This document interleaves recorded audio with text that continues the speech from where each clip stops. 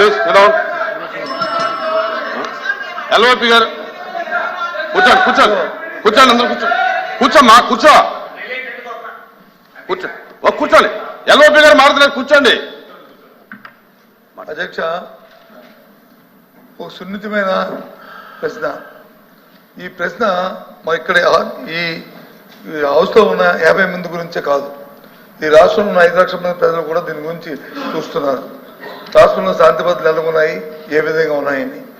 సభ్యులు అడిగిన ప్రశ్నకి వచ్చి సూటిగా సమాధానం చెప్పకుండా దానికి వారు వచ్చి బాధ్యత కాకుండా అబాధ్యతగా వారు వచ్చి రాజకీయ ఉపన్యాసం కోసం, రాజకీయ అద్దె కోసం చేస్తున్న ఈ నేపథ్యంలో ముఖ్యంగా మేమే కాదు అధ్యక్ష, ప్రభుత్వంలో ఉన్న నేనైతే చదివా ఇక సందర్భం అయినా కాకపోయినప్పటికీ సొంతంగా ఉన్న ప్రభుత్వంలో డిప్యూటీ సీఎం గారు కూడా రాష్ట్రంలో శాంతి భద్రతలు క్షీణించాయనే విషయాన్ని కూడా చెప్పిన విషయాన్ని